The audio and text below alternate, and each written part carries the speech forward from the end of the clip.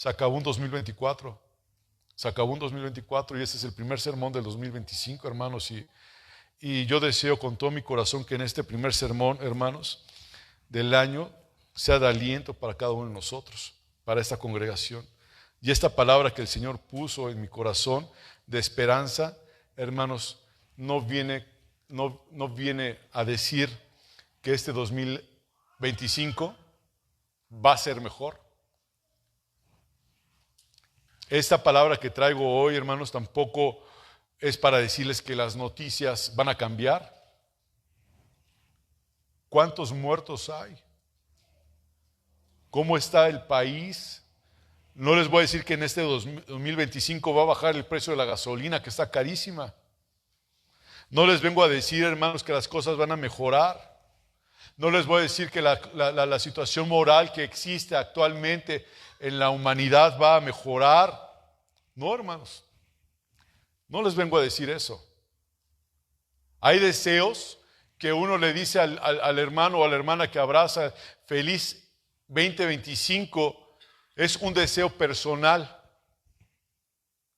Pero a veces los deseos personales no van con la voluntad de Dios. Muchas veces los deseos personales van en contra de la voluntad de Dios. ¿A quién le gustaría sufrir? A nadie. ¿A quién le gustaría padecer? A nadie. Sin embargo, la misma palabra del Señor en Pedro nos dice que es necesario que padezcamos. Es necesario que pasemos por conflictos. Es necesario que padezcamos por situaciones en nuestra vida que nos van a ir perfeccionando para que Él sea glorificado, para que nosotros menguemos y Él sea exaltado.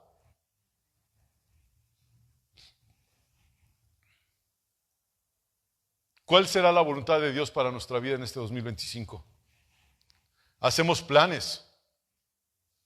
Todos hacemos planes. Todos hacemos, la mayoría, ¿verdad? Hacemos un plan diciendo, esto es lo que yo quiero cumplir en el 2025. En el 2025 quiero tener 0 deudas. 2025 quiero bajar de peso. 2025 voy a hacer el esfuerzo por orar más. 2025 voy a buscar más al Señor. Y realmente a veces son simplemente deseos y no sucede. No pasa. No estamos estancados. Usted se da cuenta, hermanos, hay una estadística de muchos años atrás que durante los primeros meses del año se llenan los gimnasios de personas. A la gente la ve caminando, haciendo ejercicios, comprándose sus bicicletas para salir a hacer ejercicio, pero pasan 30, 40, 50 días y ¿qué sucede? Se acabó. Empiezas con tu dieta, ya la Coca-Cola ya no más Coca-Cola. Y pasas un día, 2 días, 3 días y ahí estás otra vez y buscando la Coca-Cola.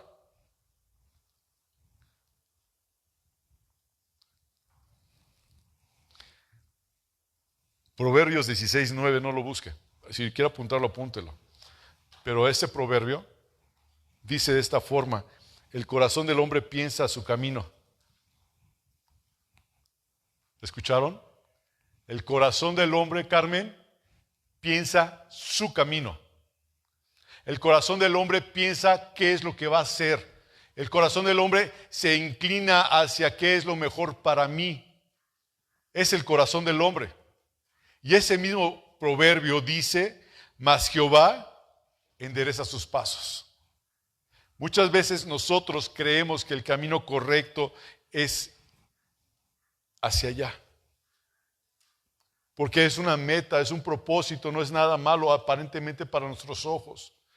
Pero dice este mismo proverbio en el capítulo 16, versículo 9, mas Jehová endereza sus pasos.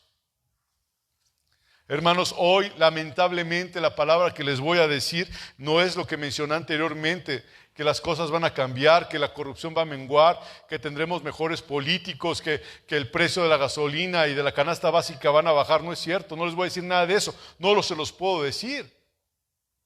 No les puedo decir que este año usted no va a estar enfermo, no les puedo decir eso, hermano. No sabemos a quién de nosotros el Señor vaya a tomar este año para sí. Es decir, no sabemos quién vaya a partir.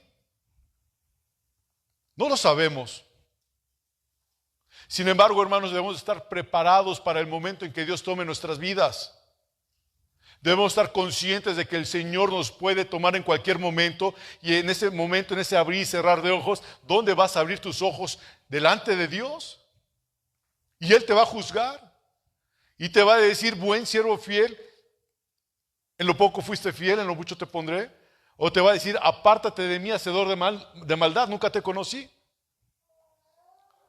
Estamos, hermanos, en el 2025. Estamos iniciando un año y no sabemos qué va a pasar en este año.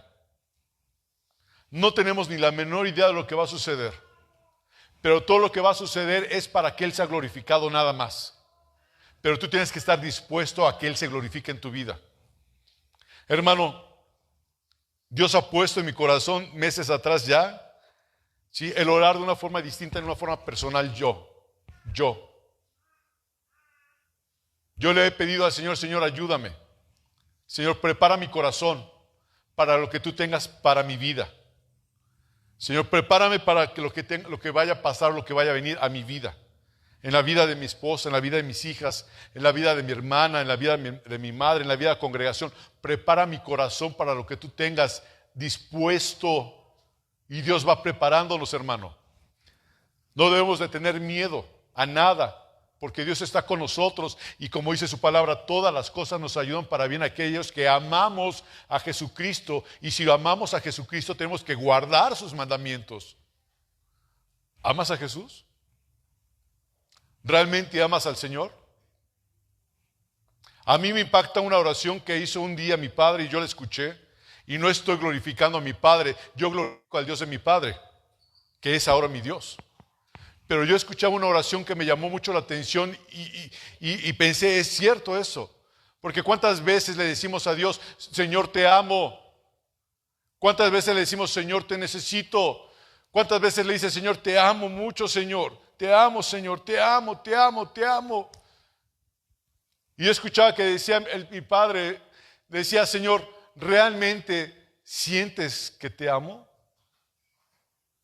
¿Realmente, hermanos, Dios siente que le amamos? ¿Realmente nuestra conducta, nuestra obediencia a Él es un resultado del amor que tenemos hacia Dios? ¿Sentirá Dios que le amamos? ¿Sentirá realmente Dios nuestra pasión hacia Él, en hacer las cosas de acuerdo a su perfecta voluntad? ¿O seguimos caminando en lo que nosotros queremos? Porque recuerda lo que dice este proverbio, ¿no? El corazón del hombre piensa en su camino. Tú piensas por ti. La hermana Rosalinda piensa por ella misma, por lo que ella quiere. Igual Sara, igual Jorge, igual todos. Cada uno de nosotros pensamos por nosotros mismos. Pero este mismo proverbio dice: mas Jehová endereza sus pasos. Dios cambia a veces lo que tú quieres por lo que Él quiere. Por eso es que tenemos que aprender a orar: Señor, que no sean mis deseos, sino hágase tu perfecta voluntad. Porque muchas veces oramos en contra de la voluntad de Dios. Hermano, pero es un buen deseo. Hermano, los buenos deseos no salvan. El único que salva es Cristo. Y tenemos que orar de acuerdo a su perfecta voluntad, no de acuerdo a los deseos de tu corazón. Hermano, pero es que la palabra del Señor dice que Él nos concederá las peticiones de nuestro corazón. Sí, pero que estén de acuerdo a su palabra, porque si esa petición que tú tienes va en contra de la voluntad de Dios para tu vida, hermano, no te lo va a conceder. Porque Él sabe si te vas a extraviar o no te vas a extraviar. A veces, hermanos, hasta un trabajo, a veces hasta las finanzas, hermanos, que no son malas, a veces se convierten en una prueba de parte de Dios.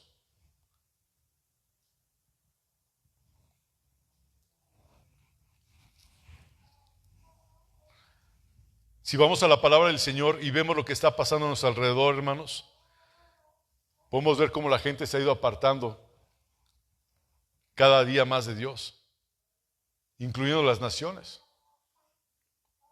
Naciones que adoraban a Dios, o aparentemente adoraban a Dios, que buscaban a Dios. Por ejemplo, yo me quedo impactado con los países como Holanda, Alemania. Eran antes países totalmente cristianos, ¿sí? Estados Unidos, donde se predicaba antes la palabra en las escuelas. Tenían una clase los niños de Biblia.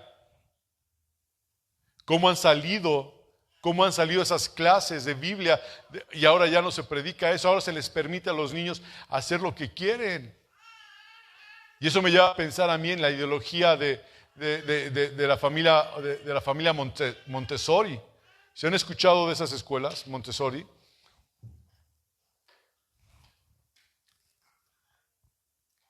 Hermano, yo no puedo predicar el día de hoy que las cosas van a cambiar. Sin embargo, hermanos, debemos orar para que Dios tenga misericordia de nosotros, que somos su pueblo. Debemos orar por nuestro prójimo, debemos orar por aquel que nos ultraja. Este año debemos orar por aquel que nos persigue, por aquel que dice mentiras de nosotros, porque seguramente sabes de alguien que dice mentiras de ti. Seguramente sabes de alguien que habla a tus espaldas. ¿Y sabes qué tienes que hacer, hermano? Orar por él, orar por ella. No en una oración de Señor, elimínalo, sino Señor, dale de tu salvación, dale de tu gracia y tu misericordia. Hermano, debemos orar por nuestras autoridades, debemos orar por nuestros gobernantes, más, cada día más. Y si no cambian, hermanos, si no sucede nada que tú veas con tus ojos, eso no depende de ti ni de mí. Eso no depende de nosotros. Lo que depende de nosotros, ¿saben qué es? Obedecer lo que Dios nos pide. Y si Dios nos pide que oremos por esas personas y aún por nuestro gobierno, oremos por ellos. Es lo que nos corresponde a nosotros hacer. Orar por esas personas. Dios es soberano. Y acompáñame a Colosenses capítulo 1, versículos 16 y 17. Y ahí podemos encontrar un poco de la soberanía de Dios que viene en toda la Biblia, pero aquí en específico dice algo que quiero compartir con ustedes. La palabra del Señor dice en Colosenses capítulo 1, versículos 16 y 17, porque en Él fueron creadas todas las cosas, las que hay en los cielos y las que hay en la tierra, visibles e invisibles, sean tronos, sean dominios, sean principados, sean potestades, todo fue creado por medio de Él y para Él. Y Él es antes de todas las cosas y todas las cosas en Él subsisten. Estamos viendo aquí, hermanos, que Dios es soberano. Él sabe lo que hace y cómo lo hace. Tal vez es incongruente que hablemos de esperanza y vayamos a leer un texto donde la mayoría del capítulo habla de juicio, como lo hicimos al inicio en Isaías capítulo 3. Y en este Isaías capítulo 3, hermanos, cuando lo leímos al inicio del servicio, Isaías capítulo 3 hasta el versículo 15, del 1 al 15, hermano, vemos puro juicio de parte de Dios. Vemos puro juicio de parte de Dios. Pero dentro de ese juicio, hermanos, vamos a encontrar un versículo que habla, hermano, de esperanza. Un versículo, hermanos, que habla, ¿sí?, de algo precioso que vamos a compartir hoy. Quisiera que el Señor trajera a nuestro corazón y a esta iglesia aliento, hermanos, con esta palabra. A pesar de lo que tus ojos vean, a pesar de lo que tú recuerdes, lo que tú pienses, ve lo que dice el versículo 10 de Isaías 3. Decida al justo que le irá bien, porque comerá de los frutos de sus manos. Después de todo este juicio que vemos en el capítulo 3 y en los capítulos anteriores, dice este versículo: decida al justo que le irá bien, porque comerá de los frutos de sus manos. Dice la palabra del Señor en Isaías 55, 8 y 9, no lo busque, usted se lo sabe. Y si no se lo sabe, al menos dice la palabra: porque mis pensamientos no son vuestros pensamientos, ni vuestros caminos, mis caminos, dijo Jehová. Como son más altos los cielos que la tierra, y los caminos más altos que vuestros caminos, y mis pensamientos más que vuestros pensamientos. Hermanos, vemos durante Isaías capítulo 3 el juicio. Cosas que suceden, cosas que están aconteciendo. Es un juicio tremendo que Dios trajo. Pero versículo 10 dice: decida al justo que le irá bien. ¿Y sabe quién es el justo aquí? Usted. Porque ha sido usted justificado en la cruz del Calvario y usted lo sabe. Pero el versículo 11 dice: ay del impío. ¿Cómo le va a ir al impío? ¿Cómo le va a ir al impío? Mal. ¿Qué es una persona, o quién es una persona que es impía.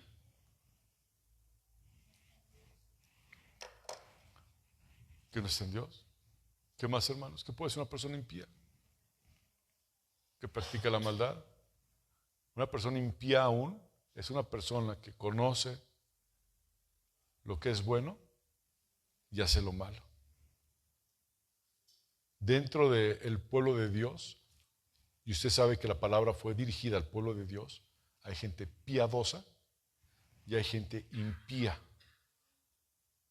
Dios te dice cómo son las cosas, pero si tú sigues caminando neciamente, eres un impío. Si tú sigues caminando en pecado, eres un impío. Si tú no te has arrepentido, hermano, es el tiempo de que te arrepientas, ¿sí? Y que mengues para que Él sea glorificado. Dice aquí el versículo 11, al impío, ay del impío. El ay, como está escrito, ¿se acuerdan? Habla de los ayes, ¿verdad? De ay de aquel. Es un ay de dolor. Ay del impío. Mal le irá, porque según las obras de sus manos les será pagado. Dice la palabra del Señor, lo que siembras, cosechas. ¿Qué has sembrado, hermano?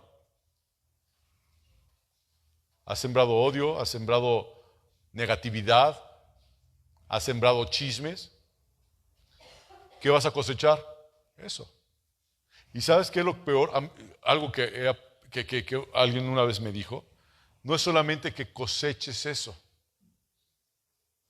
Lo peor es que te lo tienes que comer. ¿Me explico? Lo peor es que te tienes que comer. Lo amargo, lo tremendo, te lo tienes que comer. Y tenemos que aprender, hermanos, ¿sí?, lo que dice la palabra del Señor. Tal vez es incongruente que hablemos de esperanza, hermanos, y estemos leyendo un texto donde la mayoría de estos versículos habla de juicio, ¿verdad? Pero este texto del versículo 10, que está en Isaías, habla de que no importa cómo estén las cosas. Habla de que no importa cómo veas tú las situaciones. La noticia está ahí, que al justo le irá bien. En medio de lo que tú estés viendo, en medio de lo que tú estés viviendo hoy, 5 de enero del 2025, no importa, a ti te va a ir bien. A ti te va a ir bien. Y dentro de estos versículos que acabo de leer, quiero, hermanos, partirlo en 3 partes. Quiero hablar primero, si pudieran apagar sus celulares o poner el vibrador, por favor, hermanos. Ok, gracias. Ver esto en 3 partes. 1, el contexto de la declaración. Vamos a ver en qué momento estaba Isaías cuando habló de esto. El contexto de la declaración. Luego, número 2, vamos a ver el significado del texto. Vamos a ver qué significa esto. ¿Qué significa que al justo le irá bien? ¿De qué justo está hablando? Y número 3, es una exhortación en el contexto. Entonces, dicho esto, Isaías profetizó aproximadamente 50 años. Isaías inició desde muy joven y fue un hombre de Dios. Cuando él predicó, cuando él profetizó al pueblo de Israel, estaba dividido en 2 reinos, lo hemos estudiado. Estaba el reino del norte, ¿sí?, Israel, y Judá en el reino del sur. Isaías le tocó predicar y profetizar en una situación decadente, totalmente decadente para la nación, ¿no? Y para que tengamos una idea de cuál era la condición tan decadente en la que Isaías estaba predicando, yo quiero que lea Isaías capítulo 1,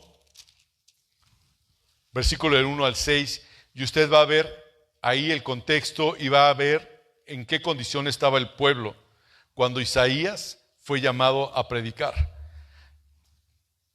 Y si usted lee Isaías, todo el libro de Isaías prácticamente va a encontrar juicio, juicio, juicio. Sin embargo, este libro de Isaías, hermanos, también vamos a encontrar promesas de esperanza. Y dice Isaías capítulo 1, versículo del 1 al 6, visión de Isaías, hijo de Amós, la cual vio acerca de Judá y Jerusalén en días de Usías, Jotam, Acaz y Ezequías, reyes de Judá. Oíd cielos y escucha tú, tierra donde habla Jehová. Crié hijos y los engrandecí. ¿Y qué dice? Se rebelaron contra mí. Crié hijos, les di todo y se rebelaron contra mí. Versículo 3, el buey conoce a su dueño y el asno el pesebre de su señor. Israel no entiende, mi pueblo no tiene conocimiento. Versículo 4, oh gente pecadora, pueblo cargado de maldad, generación de malignos, hijos depravados, dejaron a Jehová, provocaron la ira del Santo Israel, se volvieron atrás. Estos versículos, Gaby, que estamos leyendo, es la condición en cómo estaba el pueblo de Israel en ese tiempo. ¿No se les hace que estamos igual? ¿No se les hace que sigue el pueblo igual? Dice versículo 5, ¿por qué queréis ser castigados aún? ¿Por qué queréis ser castigados aún? ¿Todavía os rebelaréis?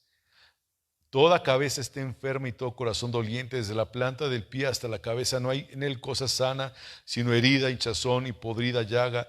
No están curadas, ni vendadas, ni suavizadas con aceite. Dice el 7, vuestra tierra está destruida, vuestras ciudades puestas a fuego, vuestra tierra delante de vosotros, comida por extranjeros y asolada como asolamiento de extraños. Y queda la hija de Sión como enramada en viña y como cabaña de melonar, como ciudad asolada. Si Jehová de los ejércitos no hubiese dejado un resto pequeño como Sodoma, fuéramos semejantes a Gomorra. Acabó todo esto. Así estaba el pueblo de Israel en estos tiempos, hermanos. Y sigue estando muchas veces así. Y en este primer capítulo, hermanos, nos dice que Isaías le toca profetizar durante la etapa de 4 reyes. Si vio los reyes, están en el versículo 1. ¿Sí? En el reinado específico de Usías. Ahí está. Y en ese reinado de Usías que hubo una gran prosperidad. Usías al principio, ¿sí?, fue un rey que hizo lo bueno. Y Dios lo bendijo. Usías reinó por 52 años. Usías comenzó a reinar a los 16 años. Y dice la Biblia que hizo lo recto ante los ojos de Jehová. Y Usías persistía en buscar a Dios. Y en el tiempo en que reinó Judá se desarrolló como un próspero estado comercial. Fue un puerto para el comercio en el Mar Rojo, trajo mucha abundancia a la nación. También hizo que en Jerusalén máquinas inventadas por ingenieros. Ahí en la Biblia, yo no sé si ustedes hayan encontrado otra parte en la Biblia, pero ahí es donde por primera vez yo leo la palabra ingenieros. Porque ahí dice que esos ingenieros inventaron máquinas.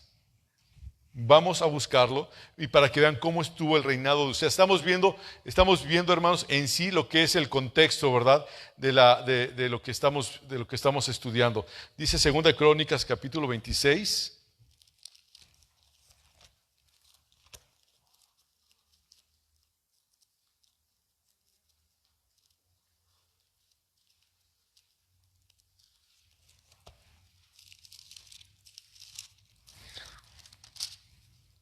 Versículo del 3 en adelante.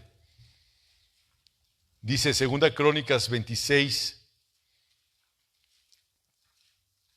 De 16 años era Usías cuando comenzó a reinar.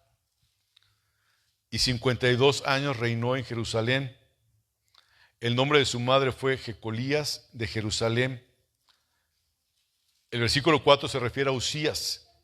Dice que Usías hizo lo recto ante los ojos de Jehová, conforme a todas las cosas que había hecho Amasías su padre, y persistió en buscar a Dios en los días de Zacarías, entendido en visiones de Dios, y en los días en que buscó a Jehová, él le prosperó.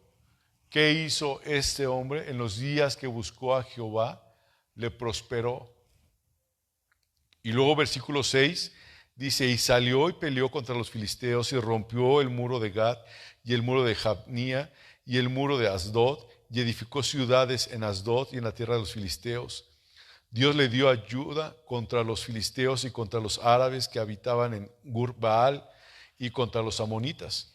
Y dieron los amonitas presentes a Uzías, y se divulgó su fama hasta la frontera de Egipto, porque se había hecho altamente poderoso. Pero ¿qué hacía Uzías? Versículo 5, buscaba de Dios, persistía buscando de Dios. Versículo 9, edificó también Uzías torres en Jerusalén, junto a la puerta del ángulo y junto a la puerta del valle y junto a las esquinas, y las fortificó. Asimismo edificó torres en el desierto y abrió muchas cisternas, porque tuvo muchos ganados. Así en la Cefela como en las vegas y viñas y labranzas, así en los montes como en los llanos fértiles, porque era amigo de la agricultura. Era un hombre sabio, era un hombre próspero por sí mismo, ¿no? ¿Por qué, Emily? Porque el versículo 4 dice, hizo lo recto ante los ojos de Jehová, conforme a todas las cosas que le había hecho Amasías su padre. Él recibió instrucción. Esto me lleva a recordar, hermanos, lo que hemos estado estudiando en Génesis. ¿Se acuerdan que hemos estudiado en Génesis que Caín ofreció sacrificio? Caín llevó la ofrenda al Señor y Abel llevó sacrificio. Los dos, Caín y Abel, Caín era agricultor y Abel era ganadero, por decirlo de esa forma. ¿Sí? Y los dos fueron instruidos por su padre que tenían que llevar a Dios holocausto. Pero uno hizo lo correcto delante de los ojos de Dios, que fue Abel, que ofreció ¿qué?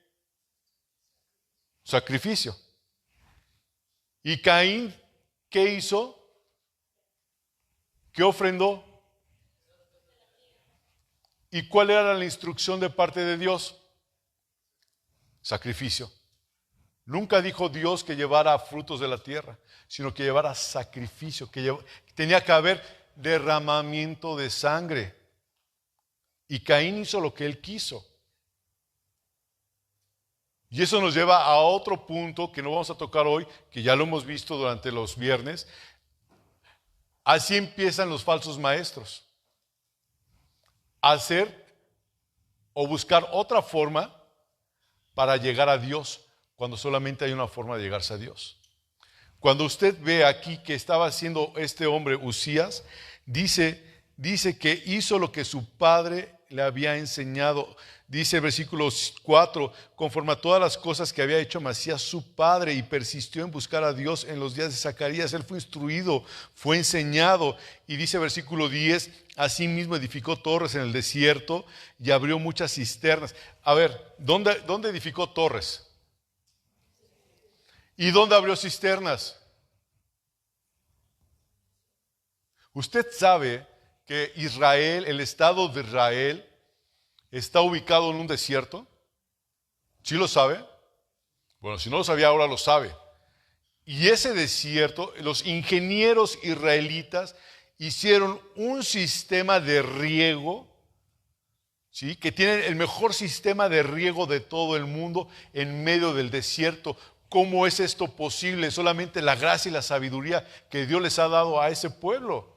Porque de otra forma, ¿qué? Usted sabe que los mejores gente de sistemas y de seguridad es la Mossad, los policías, y de sistemas son los israelitas.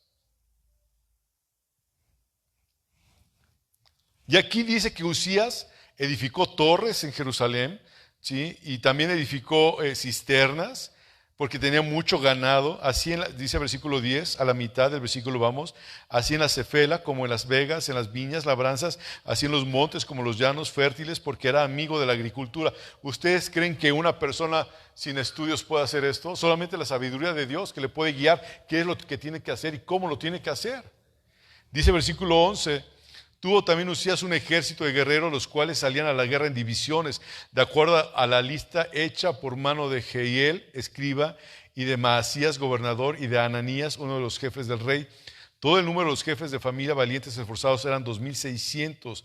Versículo 13, y bajo la mano de estos estaba el ejército de guerra de 307,500 guerreros poderosos y fuertes para ayudar al rey contra los enemigos.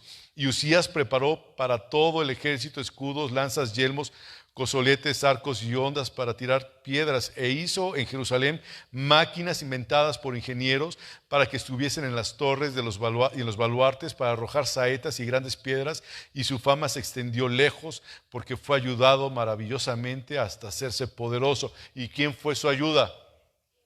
Dios. Usted puede ver el tamaño de poder que tenía este hombre, y todo fue gracias a la misericordia de Dios. Hacer las máquinas, las catapultas, que disparaban flechas, disparaban lanzas hasta cierta distancia, ¿verdad? Todas juntas, así como a veces se ven en las películas. Son cosas de ingeniería, porque tienes que calcular el peso, la distancia, ¿verdad? Y sobre todo que le tienes que dar al blanco. No es nada más aventar, sino todo esto Dios lo preparó, Dios lo instruyó, lo enseñó, pero llegó el momento en que este hombre se jactó de sí mismo. Todo esto yo lo he hecho. Vean todo lo que he logrado. Y ¡pum!, se fue para abajo. Hermanos, el tiempo en que reinó Judá, se desarrolló Uzías como un próspero, o la tierra de Uzías como un próspero estado comercial, ¿verdad? Hizo cosas que aquí acabamos de leer, pero sucedió en el versículo 16. Mas cuando ya era fuerte, ¿qué pasó con su corazón? Se enalteció para su ruina, porque se rebeló contra Jehová su Dios, entrando en el templo de Jehová para quemar incienso en el altar del incienso. Y él no lo podía hacer. ¿Por qué no lo podía hacer? Él quería hacer algo entre comillas bueno, ¿sí? Es que va a entrar a quemar incienso al altar de Dios, pero él no tenía que hacerlo. Estaba desobedecido. Él llegó el momento en que se enalteció, se ensoberbeció. ¿Quién era el que tenía que hacer eso? Sacerdotes. Él no tenía que hacerlo. Pero llegó el momento en que se enalteció. Qué bueno soy yo para esto. Nada más me falta quemar incienso. Que tu corazón no se enaltezca. Si las cosas están saliendo bien en tu vida, es para honra y gloria de Dios. Y si no están saliendo bien, hermano, también ahí Dios es glorificado. Pero deja que Él se glorifique. Deja de pensar en tus posibilidades, en tus capacidades, porque somos incapaces. Incapaces. Somos siervos inútiles. Somos siervos inútiles. Este hombre había sido fiel a Dios, había sido bendecido por Dios, había bendecido Dios la nación, pero cuando llegó a la cúspide, hermanos, se enalteció, y esa fue la ruina. Ya lo logré, ya llegué, ya cumplí mi meta, ya. De ahí, ¡pum! Y por otro lado, hermano, la decadencia espiritual que estaba sucediendo en Judá era una decadencia muy parecida a la que nosotros podemos ver actualmente. Usted sabe que nuestro país y el mundo entero está sufriendo una decadencia horrible, una decadencia tremenda, ¿sí? Y por eso la comparación que queremos hacer es esta, hermanos, porque Judá tuvo prosperidad económica y en esa misma proporción tuvo una decadencia espiritual tremenda. Fuimos a caminar Narciso y yo. También estuvieron los hermanos de Wyoming, que también les mandan saludos. Estaba Teófilo Romero, él está en Wyoming, juntamente con su esposa Beatriz. Y fuimos a caminar un día los 3 matrimonios, el de Narciso, el de Teófilo y el mío. Y ahí donde estábamos caminando, es la primera vez que yo veo físicamente a un hombre caminando como si nada, con su bolsa como mujer y en faldita, en falda. La verdad, digo, ¿a qué punto ha llegado el hombre? Y era un hombre ya grande, hermanos. Yo creo que tenía 50 años o más, caminando como si nada por ahí por donde estábamos. ¿A qué punto ha llegado la decadencia? Yo no sé si usted sepa que hay gente que se cree animal, que piensan que son gatos. Es tremenda la decadencia. Se creen caballos, vacas. No sé si les platiqué de ese video, yo no sé si sea cierto o no, que lo detuvo un oficial de policía en California, supuestamente. ¿Sí se los platiqué? Bueno, ya no se los platico entonces. No, sí, pero no quiero perder mi tiempo en eso. Pero así está de fatal. Así está de fatal el mundo.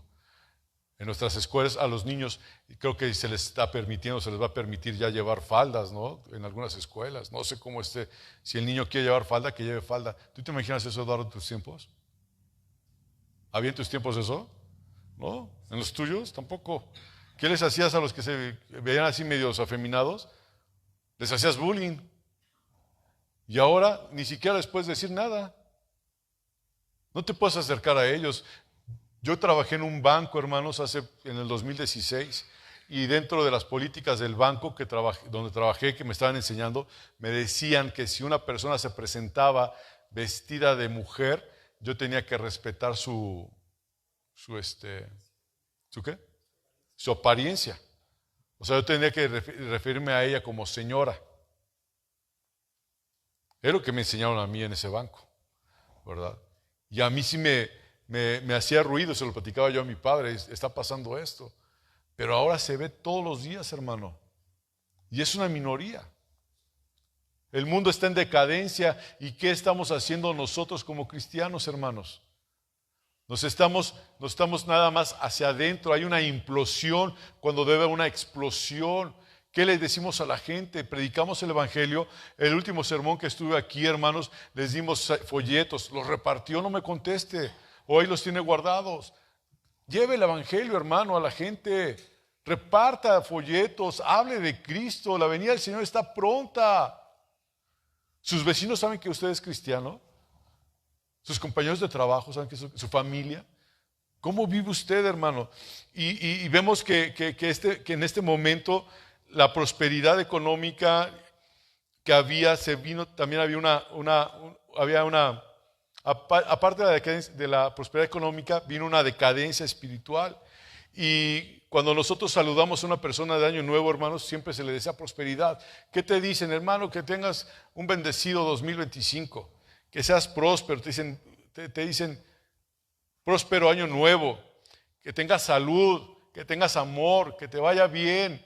¿Qué más te desean en el 2025? ¿Alguien me puede decir algo? Que tus sueños se cumplan. ¿Qué más? Que seas feliz. ¿Qué más te dicen? Toda esa serie de cosas, ¿no? ¿Y qué es eso? Son buenos deseos, nada más.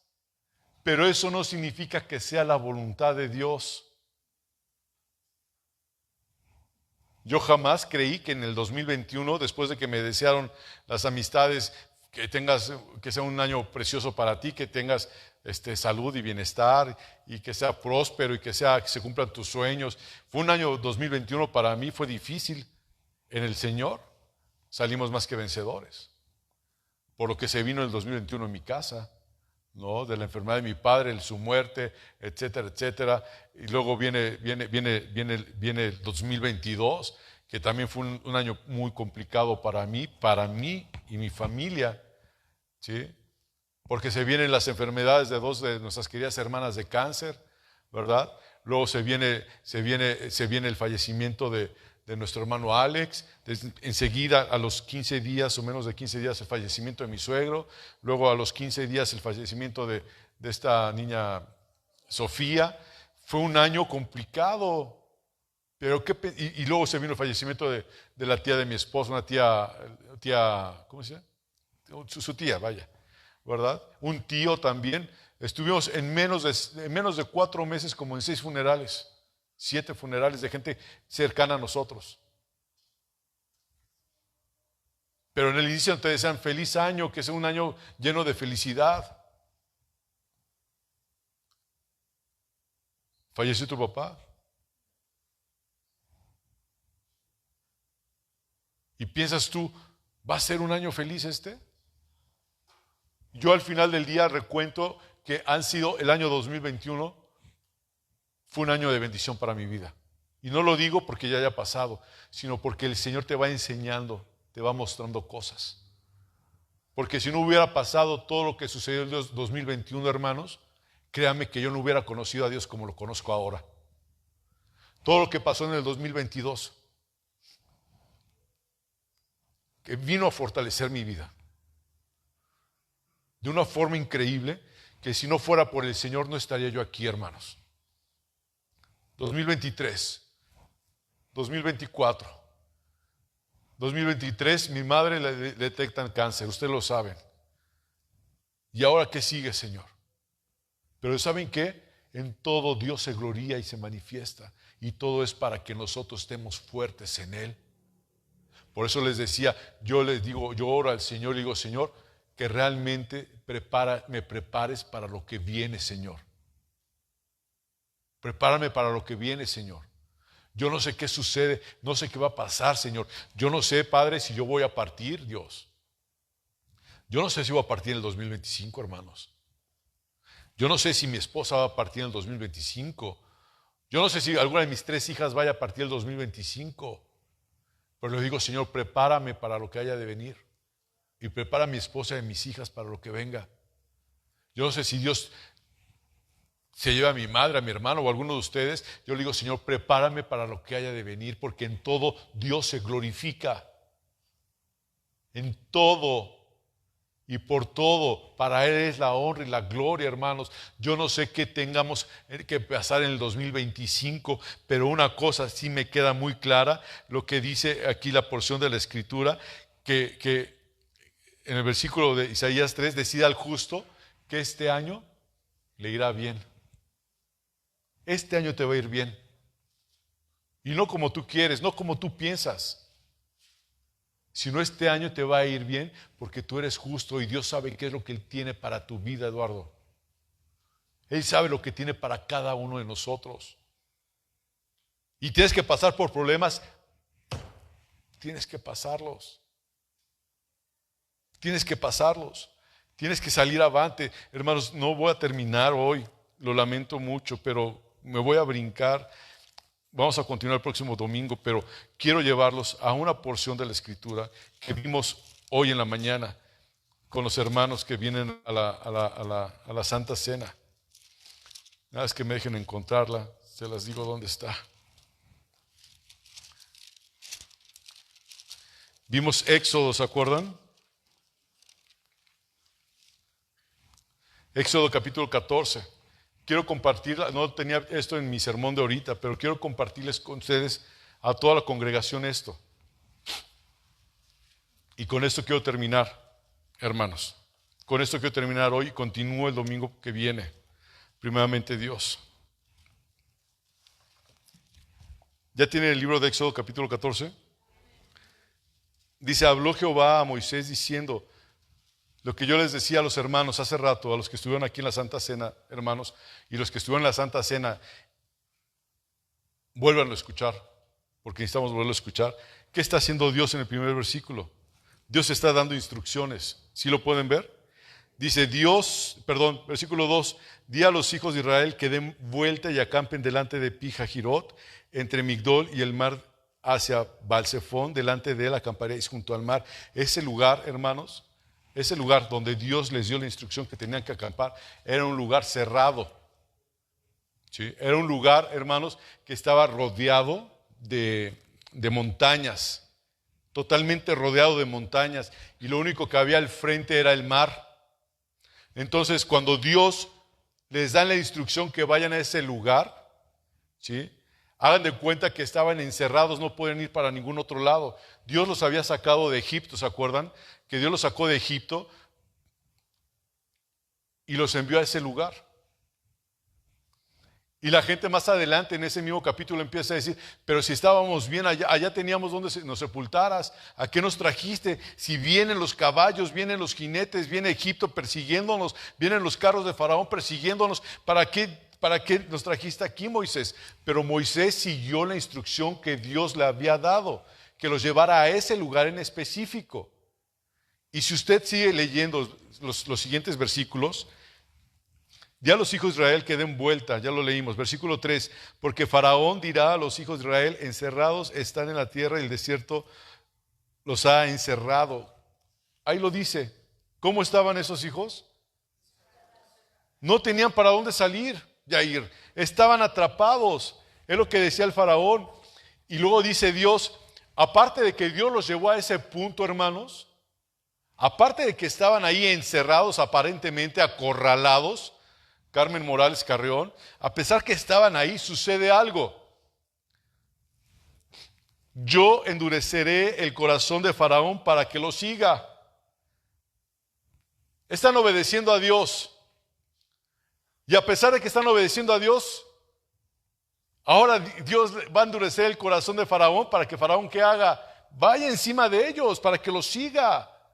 A veces obedeces a Dios y preguntas, Señor, si estoy haciendo tu perfecta voluntad, ¿por qué me pasan tantas cosas? Me está lloviendo sobre mojado, así se dice.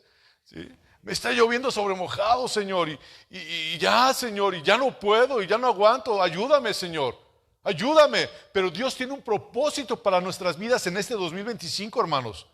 Que venga lo que venga, debemos estar confiando en el Señor, que todo es para que Él sea glorificado. Que el Señor sea el que nos fortalezca para lo que haya de venir el 2025, hermanos.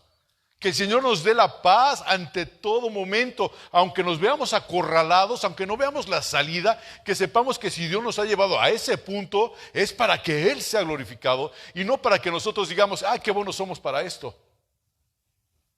Y sigue diciendo la palabra del Señor, yo endureceré el corazón de Faraón para que lo siga y seré glorificado en Faraón y en todo su ejército y sabrán los egipcios que yo soy Jehová, y ellos lo hicieron así. Dios les dijo qué tenían que hacer y ellos obedecieron. Es que no me gusta la decisión que Dios tomó por mí. Yo no quería estar ahí, pero tengo que obedecer porque Dios me lo pidió. A veces las cosas van en contra de nuestra percepción de las cosas, pero si Dios te dice algo, hay que hacerlo.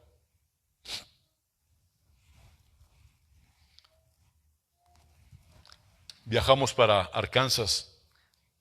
El jueves 26 salimos temprano. Salimos a las 5 de la mañana, ya estábamos agarrando carretera. Estamos agarrando carretera Mayela, Carla Denise y Paola. Gaby se quedó. Ella se fue después para allá. Y siempre, hermanos, siempre llego a dormir a Dallas. Siempre.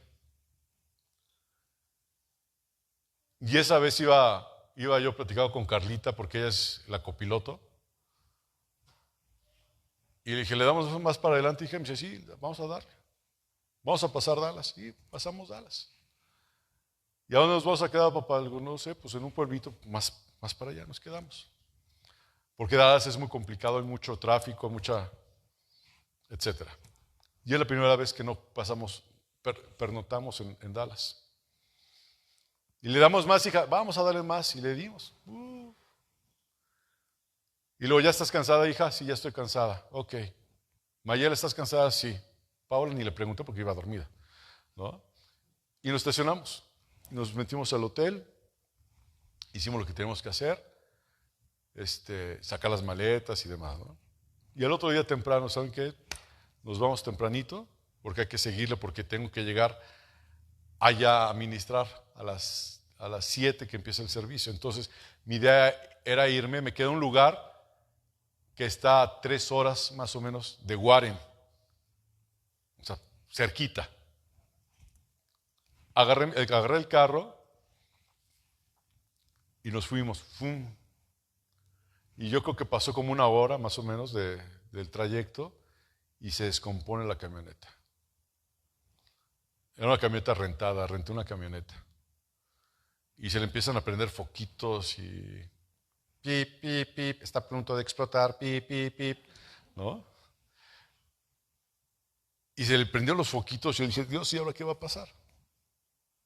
Estaba en medio de la carretera.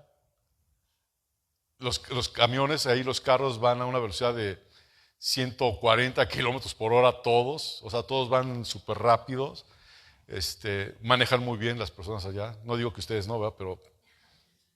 Pero manejan muy bien, las carreteras es una chulada manejar allá en Estados Unidos, por eso es que me voy manejando, me gusta mucho. Y nada más veía los camiones, los carros, ¿no? ¿Y ahora qué hacemos? Le hablé al dueño de la compañía, me dijo, ¿qué te parece? Ya le dije que me parece, me dijo, haz esto y lo otro, hice todo lo que me dijo, no funcionó.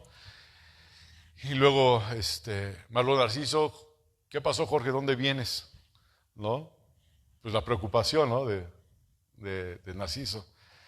Y le dije, ¿sabes qué, Narciso? Pasó esto, se descompuso el carro y no sabemos ahorita qué va a pasar. Ya me dijo el dueño que tenía que moverla a tales cosas. Estamos hablando con el mecánico, estamos hablando con la agencia de Toyota para ver qué es lo que vamos a hacer.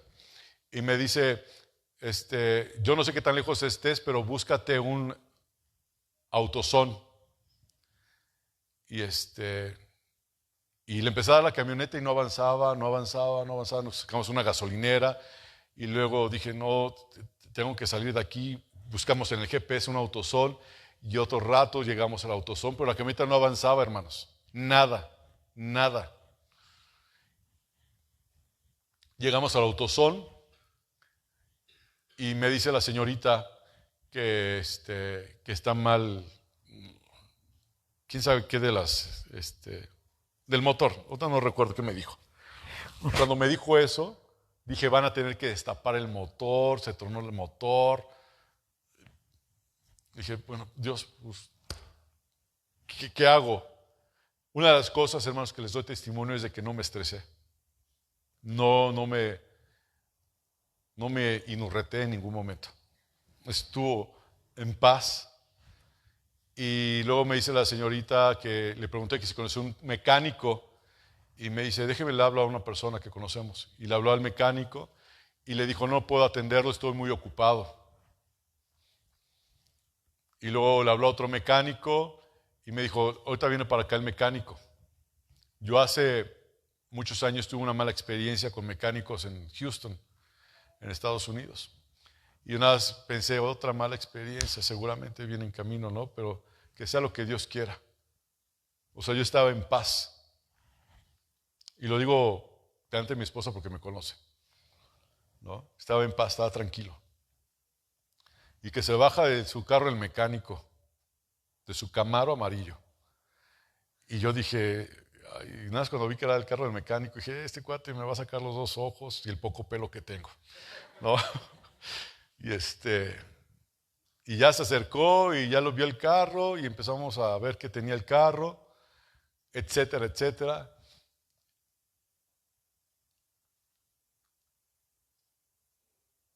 Y hay un fuego en mi corazón, hermanos, que no me puedo callar a veces. Y le empecé a hablar del Señor a este hombre. Era un mexicano, de allá por Guanajuato. Y empecé a hablar del Señor y de repente él abre su corazón, ¡pum! Y me empieza a decir, es que tengo esto, pasó esto. Se llama Manuel, para que oren por él. Se llama Manuel. Y empezamos a hablar y hablar y hablar y creo que platicamos más de lo que se tardó en arreglar el carro. Tenía una bujía, la parte de arriba de la bujía estaba quemada. Y es lo que originó que el carro no caminara. ¿Verdad? Que yo sé que fue Dios, ¿verdad? Pero Dios tenía un propósito en medio de todo eso. Terminó y llegamos justo a la iglesia, porque llegué nada más, me puse en la camisa y llegamos a la iglesia a las 6:55 de la tarde. De ahí a allá. Pero Dios tiene un plan, Dios tiene un propósito que a veces no entendemos. Cuando usted ve, hermano, lo que pasa aquí, en el libro de Éxodo, en el capítulo 14, que Dios lleva a su pueblo y los acorrala, literalmente los acorraló en ese lugar. Les repito, no había nada más que montañas y el mar enfrente, y endureció el corazón Dios del faraón, ¿verdad? Diciendo, ahí están atrapados, vamos sobre ellos, vamos a acabarlos. Vean todo lo que acontece en este capítulo y lo voy a leer de una forma continua, voy a tratar de hacerlo. Y dice, y fue dado, el versículo 5, y fue dado aviso al rey de Egipto que el pueblo huía, y el corazón del faraón y sus siervos se volvió contra el pueblo y dijeron, ¿cómo hemos hecho esto de haber dejado ir a Israel para que nos sirva? Y unció su carro y tomó consigo su pueblo. Y tomó 600 carros escondidos y todos los carros de Egipto y los capitanes sobre ellos. Y endureció Jehová el corazón de Faraón, rey de Egipto, y él siguió a los hijos de Israel, pero los hijos de Israel habían salido con mano poderosa. Versículo 9, siguiéndolos pues los egipcios con toda la caballería y carros de Faraón, su gente de caballo y todo su ejército los alcanzaron acampados junto al mar, al lado de Pijahirot, delante de Baal-Zephón. ¿Se dan cuenta dónde estaban ellos? Donde Dios les había dicho que tenían que estar. No les gustaba tal vez ese lugar porque estaban acorralados, pero ellos obedecieron y tuvieron que estar donde Dios les dijo que tenían que estar. Así es Dios con nosotros. Aunque a nosotros no nos guste, no nos parece, si Dios nos dice algo, hay que obedecer. Hay que obedecer. Dice versículo 10, y cuando Faraón se hubo acercado, los hijos de Israel alzaron sus ojos, y aquí que los egipcios venían tras ellos, por lo que los hijos de Israel temieron en gran manera, y clamaron a Jehová, y dijeron a Moisés, ¿no había sepulcros en Egipto que nos ha sacado para que muramos en el desierto? ¿Por qué has hecho así con nosotros, que nos has sacado de Egipto? ¿No es esto lo que te hablamos en Egipto, diciendo, déjanos servir a los egipcios? Porque mejor nos fuera servir a los egipcios que morir nosotros en el desierto. Y Moisés le dijo al pueblo, no temáis, estad firmes y ved la salvación que Jehová hará hoy con vosotros. Porque los egipcios que hoy habéis visto, nunca más para siempre los veréis. Jehová peleará por vosotros y vosotros estaréis tranquilos. Entonces Jehová dijo a Moisés, ¿por qué clamas a mí? Di a los hijos de Israel que marchen. Y tú alza tu vara y extiende tu mano sobre el mar y divídelo, y entre los hijos de Israel por en medio del mar en seco. Y he aquí, yo endureceré el corazón de los egipcios otra vez. ¿Qué está pasando? Vuelve a endurecer el corazón de los egipcios. Y ahí está duro, o sea, estás haciendo lo que Dios te está diciendo y vienen problemas, y vienen más problemas, y vienen más problemas. El Salmo 23 nos dice claramente que aunque andes en valle de sombra y de muerte, no debes de temer mal alguno, porque Él estará contigo. Él no te está diciendo, te voy a sacar de ese valle de sombra y de muerte. En ningún momento. Él te dice que Él va a atravesar, Él estará contigo, Él va a atravesar ese valle de sombra y de muerte contigo.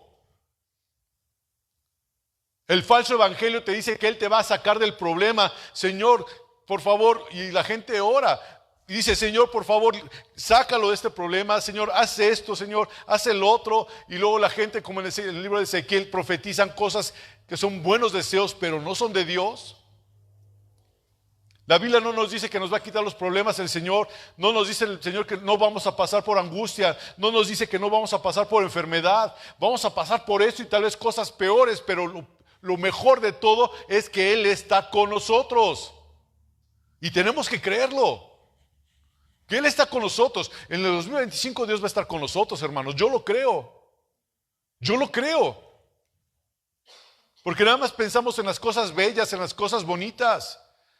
Queremos lo mejor, pero lo mejor es que Dios trate con nosotros, con nuestro orgullo, con nuestra forma de pensar, y que aprendamos todos como iglesia, hermanos, a depender de Dios, sí o no, Pati. Depender de Dios. Depender de Dios en todo y por todo y para todo, para que Él sea glorificado, hermano Consuelo.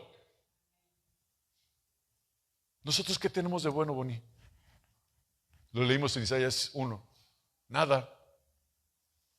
Él es el que se glorifica en todo. Un buen año es que el Señor camine que nosotros caminemos con el Señor. ¿Ustedes creen que les gustaban las instrucciones de Dios a través de Moisés a este pueblo, que tenían que pasar por ese lugar y todavía el faraón se les iba encima? Ellos decían, ¿por qué nos sacaste de aquí? ¿Por qué nos trajiste aquí? Estábamos mejor antes. Y así muchas veces nuestro pensamiento se va allá atrás y decíamos, estábamos mejor en Egipto, estábamos mejor cuando no te conocíamos, Señor, vivíamos mejor, había prosperidad, había dinero, había salud, había muchas cosas, Señor, y ahora no hay nada. ¿Y todavía quieres que te obedezca? Todo es para que Él sea glorificado. Y la palabra del Señor nos enseña en el Nuevo Testamento a través de Pablo, nuestro querido hermano Pablo, nos dice que si tenemos comida y vestido, que con eso debemos estar contentos. Nos dice que tenemos que aprender a vivir tanto en la abundancia como en la escasez. Es necesario, es necesario. Dice voy a leer el versículo 17. Y aquí yo endureceré el corazón de los egipcios para que los sigan, y yo me glorificaré en Faraón y en todo su ejército, en sus carros y en su caballería, y sabrán los egipcios que yo soy Jehová cuando me glorifique en Faraón, en sus carros y en su gente a caballo. Y el ángel de Dios que iba delante del campamento de Israel se apartó e iba en pos de ellos, y asimismo la columna de nube que iba delante de ellos se apartó y se puso a sus espaldas, e iba entre el campamento de los egipcios y el campamento de Israel, y era nube y tinieblas para aquellos, y alumbraba a Israel de noche, y a toda aquella noche nunca se acercaron los unos a los otros. Vean, y como les decía a los hermanos que estuvieron en la primera parte, les decía, ¿a quién alumbraba? A los hijos de Dios. Y para los que no eran hijos, para los egipcios era tinieblas, no veían qué estaba sucediendo. Entonces en el versículo 21, y extendió Moisés su mano sobre el mar, e hizo Jehová que el mar se retirase por recio viento oriental toda aquella noche, y volvió el mar en seco, y las aguas se quedaron divididas. Entonces los hijos de Israel entraron por en medio del mar en seco, teniendo las aguas como muro a su derecha y a su izquierda. Dios abre camino donde no hay camino. Estaban acorralados totalmente y estaban diciendo, para eso nos has traído aquí, para que nos maten aquí, no tenemos para dónde ir. Dios abre camino donde no existe el camino. Pero tenemos que confiar en Dios y obedecer a Dios. Obedecer en su promesa fiel, que Él dice que Él estará con nosotros hasta el fin. Y dice el versículo 23, y siguiéndolo los egipcios entraron tras ellos hasta la mitad del mar, toda la caballería del faraón, sus carros y su gente de caballo. Y aconteció a la vigilia de la mañana que Jehová miró el campamento de los egipcios desde la columna de fuego y nube, y trastornó el campamento de los egipcios, y quitó las ruedas de sus carros y los trastornó gravemente. Entonces los egipcios dijeron, huyamos delante de Israel, porque Jehová pelea por ellos contra los egipcios. ¿Quién estaba peleando? Jehová. ¿Qué hizo el Señor? Les quitó, ahí dice que les quitó las llantas a los carros de los egipcios.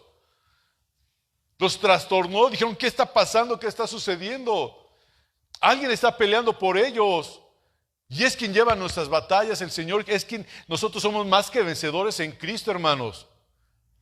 Dice más adelante, versículo 26, y Jehová dijo a Moisés, extiende tu mano sobre el mar para que las aguas vuelvan sobre los egipcios, sobre sus carros y sobre su caballería. Entonces Moisés extendió su mano sobre el mar, y cuando amanecía, el mar se volvió en toda su fuerza, y los egipcios al huir se encontraban con el mar, y Jehová derribó a los egipcios en medio del mar, y volvieron las aguas, y cubrieron los carros y la caballería y todo el ejército de Faraón que había entrado tras ellos. En el mar no quedó de ellos ni uno, y los hijos de Israel fueron por en medio del mar en seco, teniendo las aguas por muro a su derecha y a su izquierda. Así salvó Jehová aquel día a Israel de la mano de los egipcios. E Israel vio a los egipcios muertos a la orilla del mar, pero tuvieron que obedecer a Dios.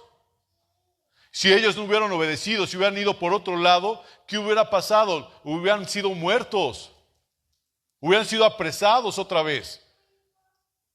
Y ellos, a pesar de ver las circunstancias, de ver dónde los había llevado Dios, confiaron en Dios, y Dios fue el que dio la victoria. Dios peleó por ellos. Y dice aquí este versículo 30, así salvó Jehová aquel día de Israel de mano de los egipcios. E Israel vio a los egipcios muertos a la orilla del mar, y vio Israel aquel grande hecho que Jehová ejecutó contra los egipcios. Y el pueblo temió a Jehová, y creyeron a Jehová y a Moisés su siervo.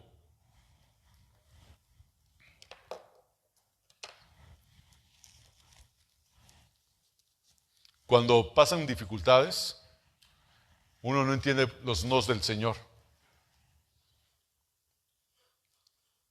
¿Te gusta que te digan no? No. Hermana Pilar, ¿a usted le gusta que le digan que no? ¿Yair? ¿Te gusta que te digan que no, Yair? Yair está...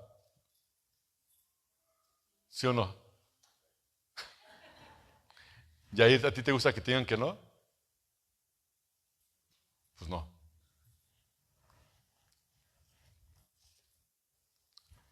A veces uno ora con los mejores deseos, hermana Katy. A veces uno ora creyendo que estamos orando debajo de la voluntad de Dios. Yo un ejemplo que les puedo decir, y con este ejemplo termino, hermanos, es cuando yo le decía al Señor, Señor, mucha gente está orando por mi padre, ¿por qué no lo sanas? ¿Por qué no metes tu mano de poder y sanas a mi padre, Señor? Para ti no hay imposibles. Es un hombre que te ama, es un hombre que bendice tu nombre, y conozco a mi padre y no estoy honrando al hombre en ningún momento, hermanos.